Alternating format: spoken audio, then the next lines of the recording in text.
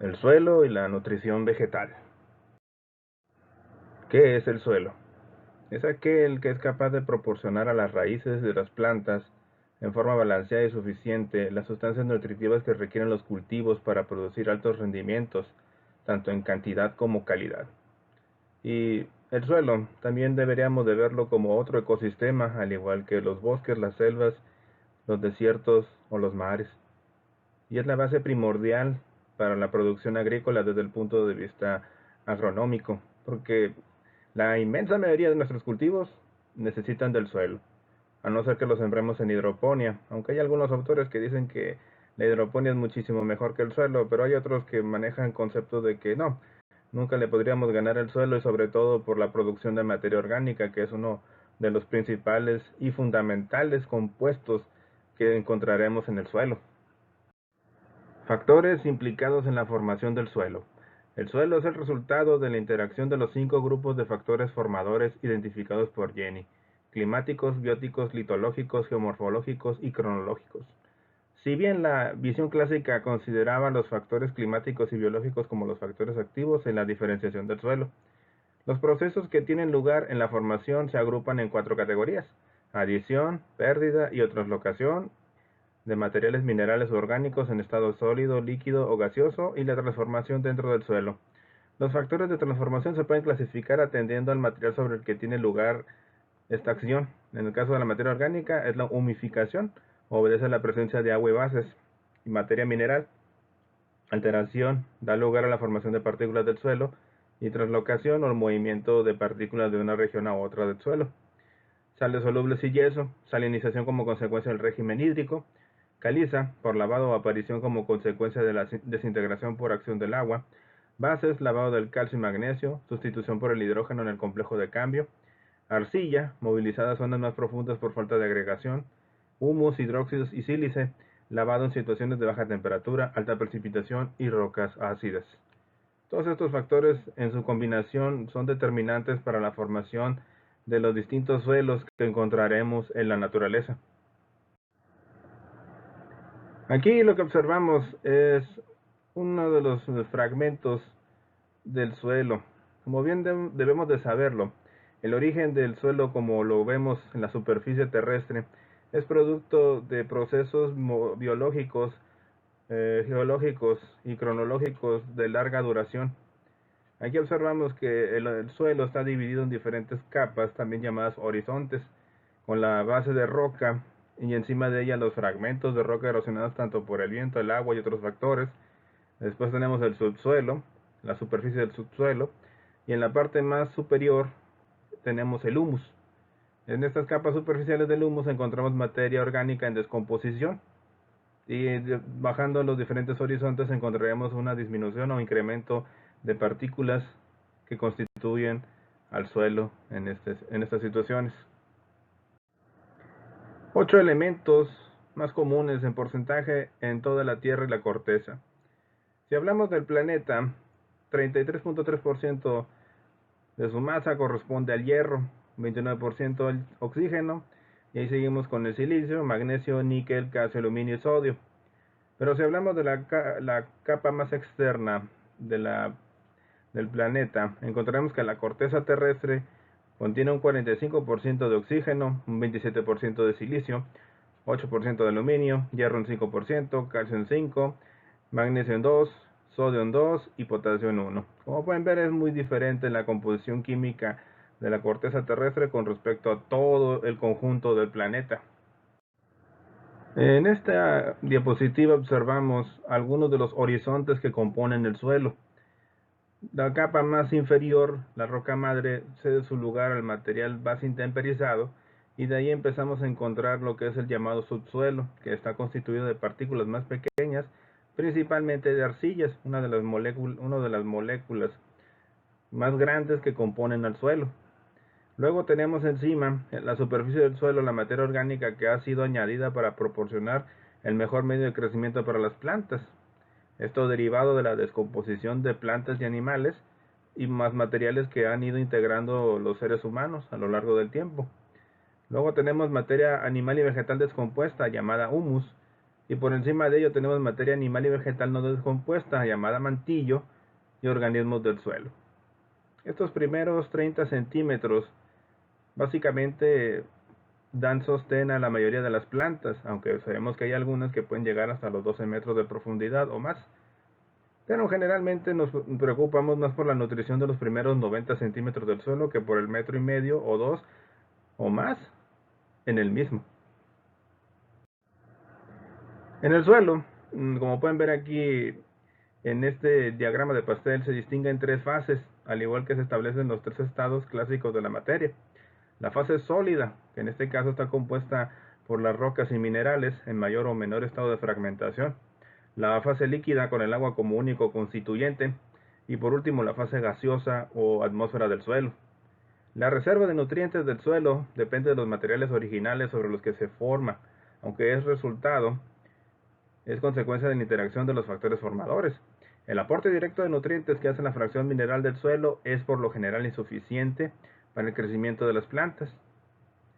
Y aquí pueden verlo en este esquema. Del 50% que forma parte de la fase sólida del suelo, 45% corresponde a la materia mineral, mientras que el 5% restante corresponde a la materia orgánica. Y repartido entre un 25% tenemos el aire y 25% de agua. Todo este conjunto de compuestos son los que mantienen la vida en el suelo y con ello proporcionan nutrientes a las plantas. Un dato interesante es que si nosotros empezamos a desglosar lo que es la materia orgánica, nos encontramos que un 80% es un compuesto llamado humus, un 10% corresponde a las raíces y un 10% a los organismos que viven en el suelo, bacterias, hongos, insectos, mamíferos, plantas, etc. Y aquí es interesante ver que esto es una idealización del suelo, porque desgraciadamente no todos los suelos del mundo contienen este mínimo de 5%. Desde el punto de vista de la geología y de la ufología, un suelo ideal pues debe tener al menos 5% de materia orgánica, aunque hay suelos que tienen mucho mayor porcentaje de lo que les menciono. Pero esos son suelos en donde la concentración de materia orgánica puede llegar a niveles superiores a este número y generalmente corresponden a zonas pantanosas donde la materia orgánica en descomposición puede llegar hasta a formar materiales que se utilizan como fuente de combustibles, como la turba, un material que se extrae sobre todo de zonas costeras en donde la materia en descomposición, la materia orgánica, ha durado cientos de miles de años en este largo proceso. En cambio, desde el punto de vista agronómico, consideramos que el mínimo indispensable para la materia orgánica que se puede utilizar en un cultivo cualquiera, el mínimo debe ser un 3%. Pero en regiones como la nuestra, el Valle del Yaqui, este porcentaje no llega ni siquiera al 1%. Ha habido algunos estudios realizados a la materia orgánica del suelo, se han encontrado algunos con valores inferiores al 0.5, 0.7, inclusive 0% de materia orgánica. ¿Qué significa esto? Que estos suelos pues ya no son suelos, son más bien sustratos, o sea, sustancias a las cuales les agregamos fertilizantes, agua y mantienen con vida a la planta, pero si le retiramos estos compuestos, difícilmente podrían mantener a un cultivo en pie. Textura del suelo. Cuando hablamos de la textura del suelo nos referimos a la distribución y la cantidad de 3 moléculas o 3 partículas que constituyen al suelo, principalmente lo que es la arena, el limo y la arcilla. Si nosotros determinamos estas 3 partículas en el laboratorio, pues podremos clasificar al suelo de diferentes formas. Estas son las 3 partículas que mencionábamos. La arena es una de las más grandes. Tiene un diámetro de 0.05 a 2 milímetros y su textura es áspera. Si nosotros lo observamos al microscopio es como ver pequeños cristales, y esto es debido a que la arena es producto de la erosión de rocas. La siguiente partícula en tamaño es el limo, que tiene un diámetro de 0.002 a 0.5 milímetros y se siente suave. Y la partícula más pequeña del suelo, en este caso es la arcilla, que es menos de 0.002 milímetros su diámetro y se siente pegajoso. Es un material bastante adhesivo a los objetos. Inclusive es tan pesado que se puede compactar y provocar serios problemas al drenaje y a la conducción del agua en algunos predios. Esto es un triángulo de texturas, muy usual en los laboratorios de suelos y edafología. Aquí lo que nos indica este esquema, utilizando porcentajes, es cómo podemos clasificar a los suelos. ¿Cómo llegamos a la clasificación de suelos? Pues es muy sencillo. En el laboratorio tenemos una serie de técnicas desarrolladas para determinar la textura, en donde nosotros tomamos una muestra representativa del suelo a testear, la sometemos a un proceso de eliminación de la humedad, la pulverizamos y agregamos una serie de químicos para separar los componentes de la mezcla, en este caso el suelo. Después utilizamos un densímetro para determinar, en este caso, dos valores, el de la arcilla y el del limo. Y ya por una ecuación nosotros sacamos la arena. Teniendo esos porcentajes, nosotros metemos los datos y podemos clasificar el suelo en arcillosos, limosos, arenosos, francoarenosos, francoarcillosos, etcétera, etcétera. Esta no es la única forma de clasificar los suelos, hay otras donde se utilizan otras metodologías, pero esta es la más usada en Norteamérica y sobre todo en los laboratorios de Estados Unidos y México para poder estudiar las características del suelo. Este otro triángulo me define el tamaño de las partículas del suelo, si son finas como el limo, medias como la arcilla o gruesas como la arena. Esta es otra forma de clasificar a los suelos. A menor tamaño de partícula, menor infiltración de agua. Aquí este cuadro lo que nos dice es que dependiendo del diámetro de partícula, es la facilidad o no de penetración del agua en el suelo. ¿Sí? Las partículas más gruesas como la arena tienen muy buen drenaje, mientras que suelos que contienen una alta proporción de arcilla son malísimos para este propósito. Para muchos productores en hidroponía y algunos agrónomos, los suelos ideales serían los arenosos porque son los que permiten un rápido movimiento del agua y los nutrientes disueltos en ella. Aunque para muchos una combinación de arena-limo sería lo más ideal, los llamados suelos de aluvión, en donde estas partículas estén en una proporción más o menos igual. Y esto permite una mejor retención de nutrientes y agua.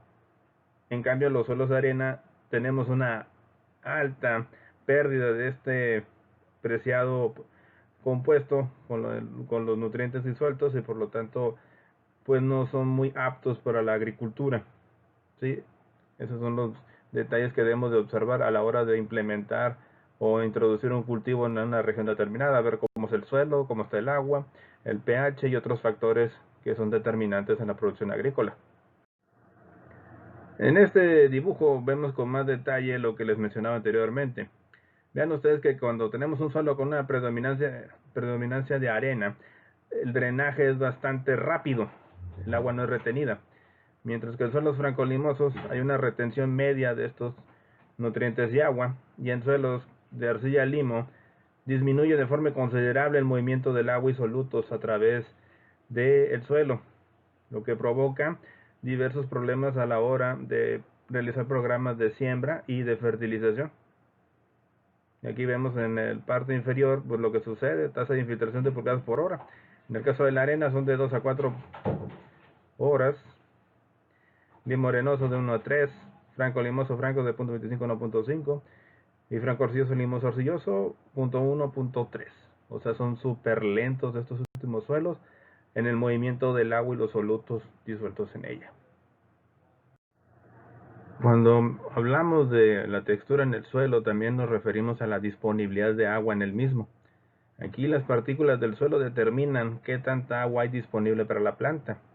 En este caso tenemos un suelo saturado, en donde todos los poros están llenos de agua. El agua principalmente se pierde de forma gravitacional. Decimos que un suelo está en capacidad de campo cuando el agua disponible para el crecimiento de las plantas está más o menos distribuido, no tenemos una gran saturación y por lo tanto no tenemos un encharcamiento en la superficie del suelo. Pero hay una condición en donde la disponibilidad de agua es tan baja que llegamos a un punto en donde las plantas se marchitan. Entonces, inclusive el suelo compite con la misma planta por retener este líquido. Y esto sucede sobre todo en suelos donde hay una alta concentración de sales, lo que perjudica el desarrollo de la planta y obligando a la misma a desarrollar ciertos mecanismos para incrementar la disponibilidad del agua y nutrientes disueltos en ella. Aquí en las fotografías vemos diferentes texturas de suelo. Por ejemplo, los suelos arenosos tienen baja fertilidad y no retienen la humedad del suelo, por lo mismo del tamaño de partículas. En cambio, la estructura del suelo granular en la superficie del suelo, ven ustedes que tiene una textura más húmeda y más compacta con respecto a un suelo arenoso. ¿Sí? Inclusive pueden observar ustedes que esta tiene un color demasiado fuerte y eso es debido a la alta concentración de materia orgánica con respecto al suelo arenoso. Otra cosa importante aquí es que la textura está implicada en la caracterización físico-química del suelo. Nos provee de información como el movimiento y capacidad de almacenamiento del agua, así como la fertilidad potencial, y condiciona la actividad biológica en el seno del mismo. Aquí vemos diferentes tipos de suelo, en donde si ustedes son observadores van a ver que el agua en un suelo franco-arenoso en 15 minutos alcanza una mayor profundidad que en un suelo franco-arcilloso, en donde el agua permanece más tiempo en la superficie, pero se empieza a mover a zonas más grandes que en un suelo franco-arcilloso. Al final ven ustedes que el agua sigue moviéndose en los 45 minutos de una hora a una mayor profundidad, mientras que en un suelo franco-arcilloso esta disponibilidad de agua aumenta y se almacena durante más tiempo, ¿sí? Lo que provoca que tengamos una mayor pérdida de agua en un suelo franco-arenoso que en uno franco-arcilloso. Otra cosa interesante con las partículas del suelo es la adherencia del agua a las mismas. Aquí vemos que un suelo saturado tiene una mayor adherencia del agua y las partículas disueltas en ella, mientras que en un suelo a capacidad de campo vemos que hay espacios donde se forman burbujas con aire. Y en un suelo en punto de marchitamiento permanente, pues hay demasiado aire presente y muy poca agua adherida a las partículas del suelo, llegando a un punto en donde la disponibilidad del agua es tan baja que las plantas comienzan a morir.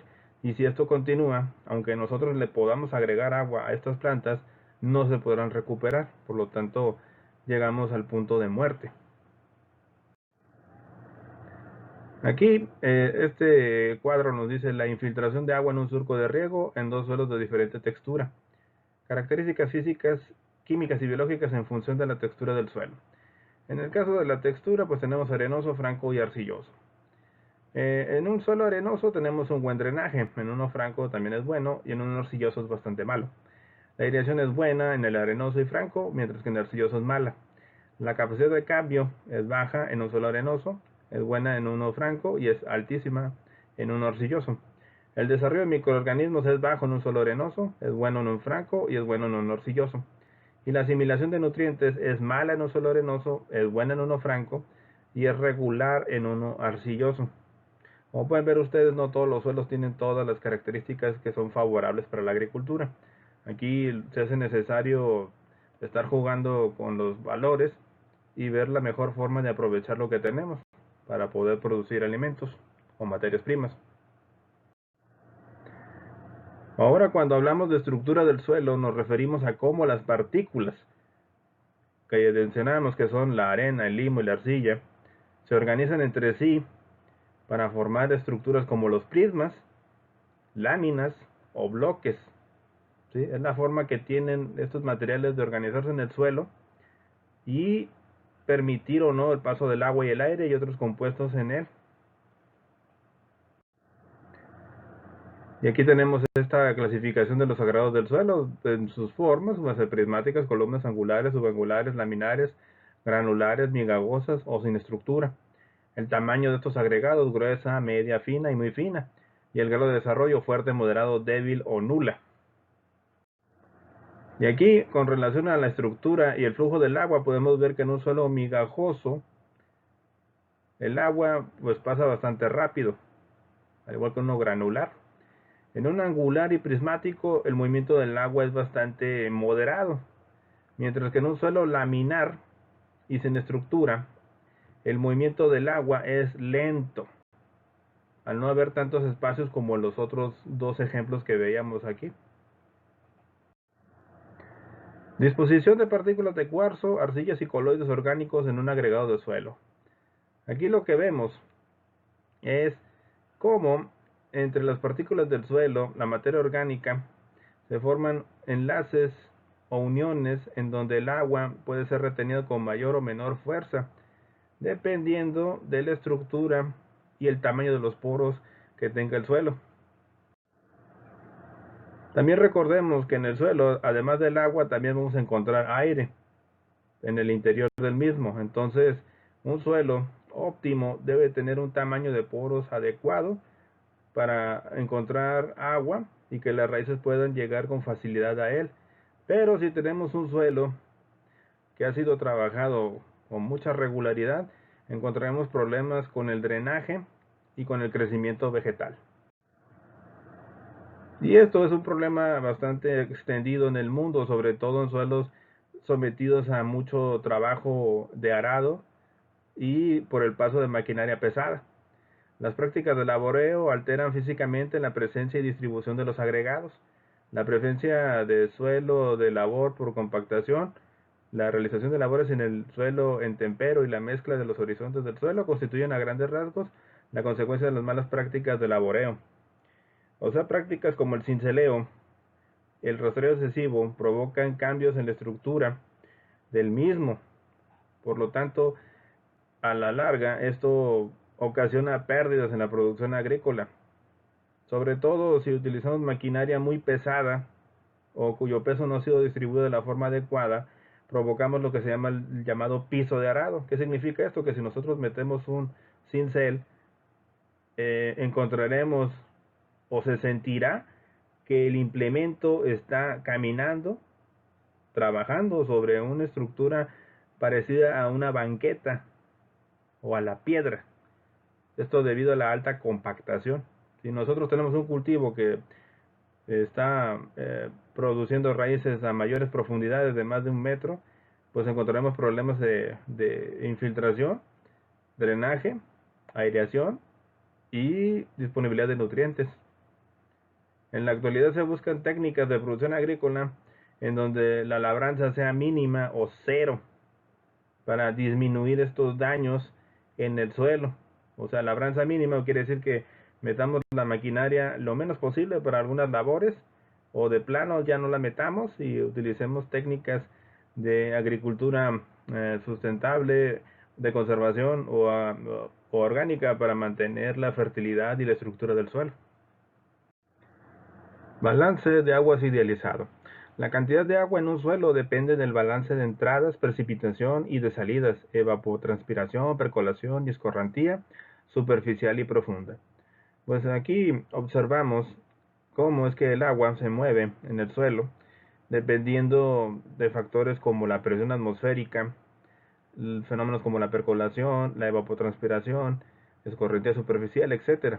Todo esto determina la disponibilidad de agua y nutrientes para las plantas, y eso debe ser tomado en cuenta al momento de establecer cualquier cultivo, ya sea perenne o anual, ya sean frutales, hortalizas o otras plantas. En la imagen observamos que tenemos dos zonas de disponibilidad de agua en el suelo, una zona saturada y una zona insaturada. Observen ustedes que la zona insaturada se encuentra en las partes más superficiales del suelo, mientras que en el subsuelo encontramos una zona saturada, en donde funciona como una zona de recarga y de flujo del líquido, mientras que el agua de esta zona sube por capilaridad y dependiendo de la presión atmosférica va a estar más o menos disponible para la planta. Y otro factor importante a tomar en consideración es la transpiración y la evaporación. A mayor transpiración hay un mayor flujo de agua hacia el interior de la planta, debido a la necesidad de mantener la turgencia de los vegetales. Pero si tenemos una alta evaporación y una baja concentración de agua en esta zona del suelo, la planta comienza un proceso de marchitamiento. Por lo tanto, hace necesario que el productor tenga que meter agua al suelo, en este caso por medio del riego. Relaciones entre el agua y el tamaño de las partículas de un suelo, que define el tipo de agua. En este esquema lo que hemos representado es los puntos de desarrollo fisiológico de una planta dependiendo de la disponibilidad de agua en el suelo. A capas más inferiores del suelo tenemos una mayor disponibilidad del agua, ya que la presión atmosférica es más baja. En cambio, en las zonas superficiales tenemos una menor disponibilidad por la alta presión atmosférica. Esto es determinante a la hora de programar los riegos y la entrada de los nutrientes en un sistema de fertirriego, en este caso. Esquema idealizado del estado del agua en un suelo con textura gruesa. Los espacios no ocupados por el agua permiten la difusión de gases. Aquí, como pueden observar, debido al tamaño de las partículas, el acomodo permite que se formen cavidades por donde el agua y el aire pueden circular de forma más o menos libre. De esta manera, las raíces al llegar a estas zonas pueden encontrar los nutrientes necesarios e inclusive el oxígeno que necesitan para poder vivir. Clasificación del agua del suelo y su disponibilidad para la planta.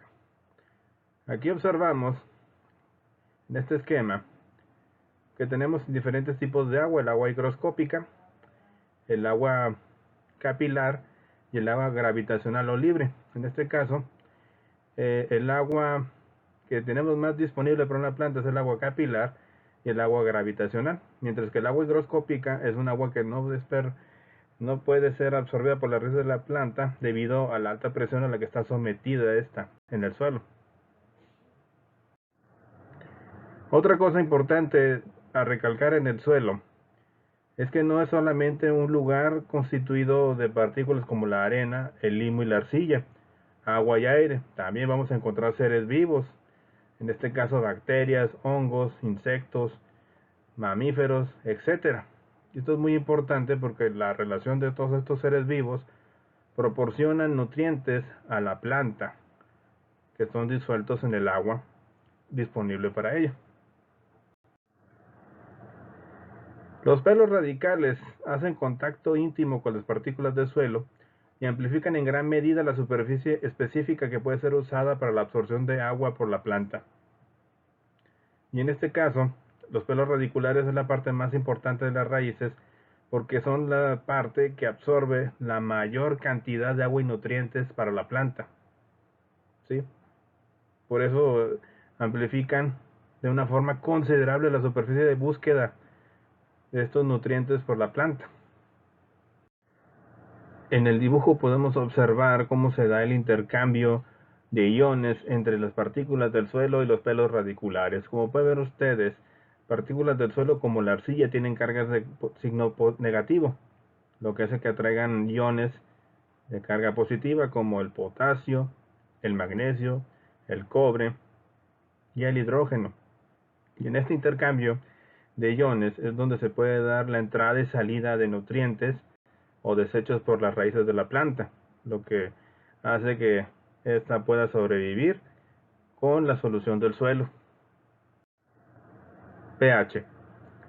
El pH es otra propiedad importante del suelo que afecta la disponibilidad y absorción de nutrientes.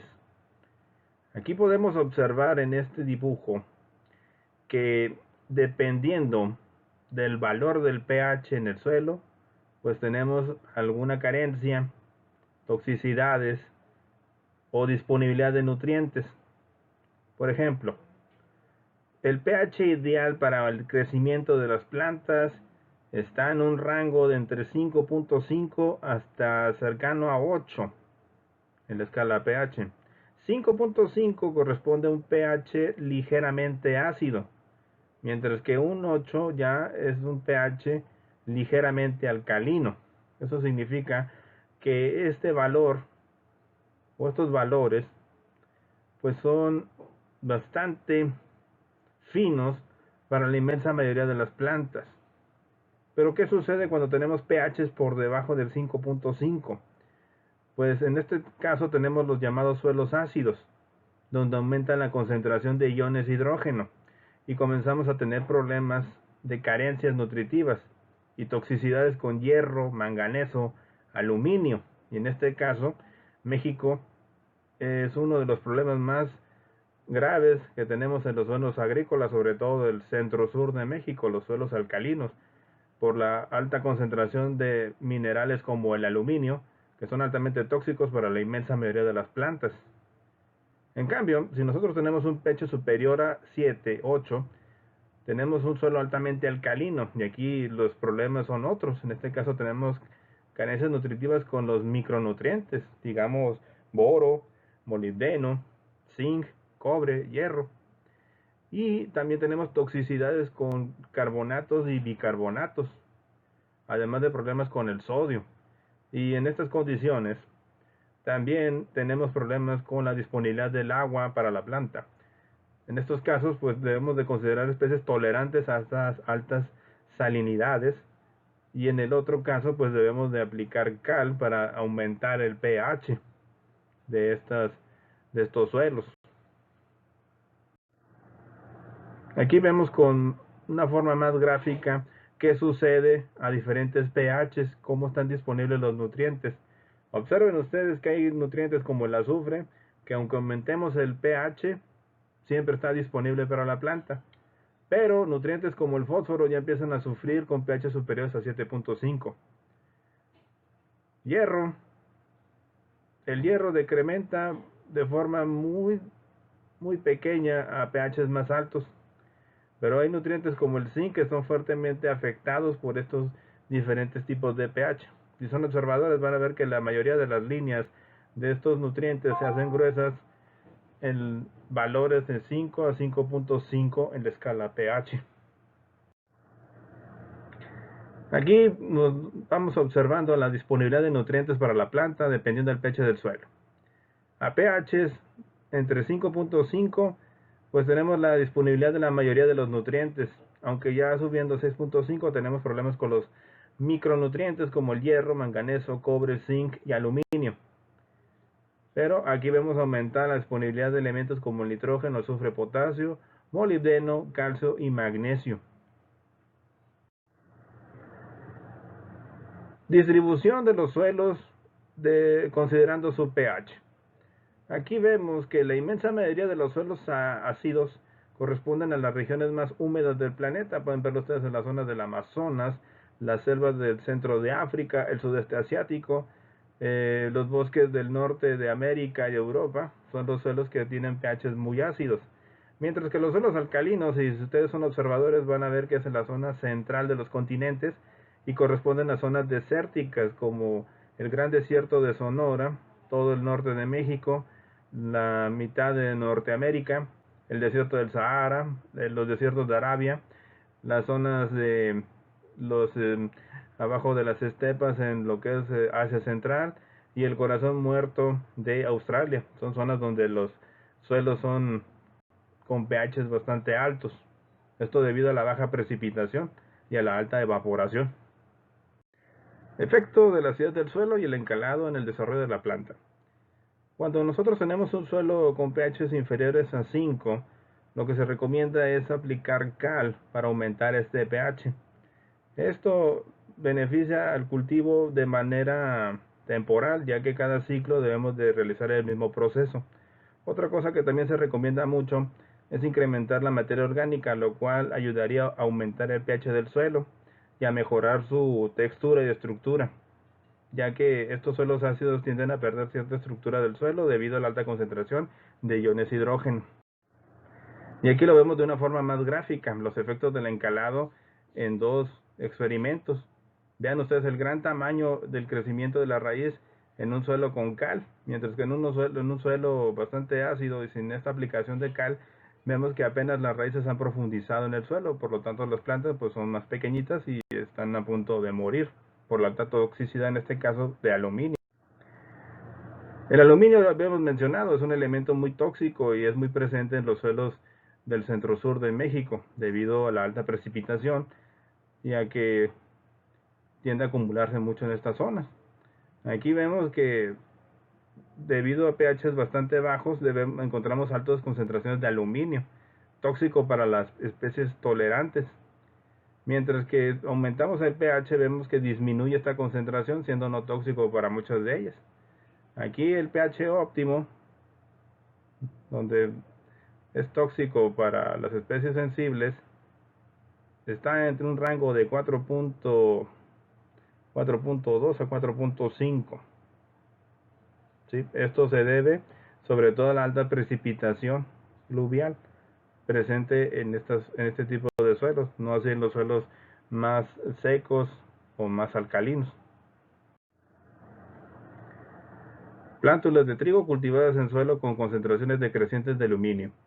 Vean ustedes lo que ocasiona el aluminio en estas plantas. Si son observadores van a ver que las raíces en un suelo bajo o sin aluminio son más grandes y más largas, gruesas, mientras que las plantas con alto aluminio apenas si han desarrollado raíces, aunque en la parte aérea hay diferencias relativamente significativas en relación a la producción de hojas. Esto es uno de los daños visibles del aluminio en el desarrollo de las plantas. Otra cuestión importante cuando hablamos del suelo y la nutrición vegetal es la rizósfera, la zona de contacto de las raíces con el suelo. Lo que vemos en la imagen es una planta, una conífera, un pino, y su sistema de raíces, aunque muchas de esas raíces que están observando no son raíces, son hifas de hongos, son micorrizas, ya que muchas especies de coníferas no pueden sobrevivir si no tienen una relación simbiótica con este tipo de hongos.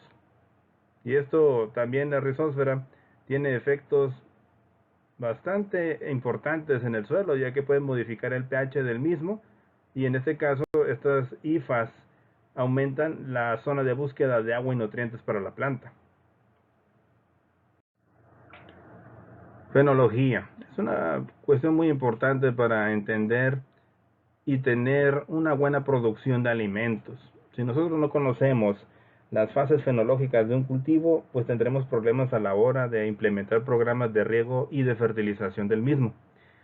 Es que no es lo mismo el establecimiento de un cultivo en donde en esta fase es necesario aplicar grandes concentraciones de fósforo y nitrógeno que en etapas más avanzadas donde estos elementos son utilizados para el proceso de crecimiento vegetativo y en el llenado de grano en el caso del trigo. Por lo tanto, estos son factores limitantes que junto con el suelo, el agua y los nutrientes debemos tomar en cuenta para hacer los programas de fertilización y de riego. Todo esto está conjugado en sí para el éxito o fracaso de una producción agrícola. Y con esto terminamos este tema por hoy, y si tienen alguna duda o quieren tener un poco más de información pueden revisar estos en la página que está anotado aquí en la presentación. Por mi parte es todo, muchas gracias y hasta la próxima.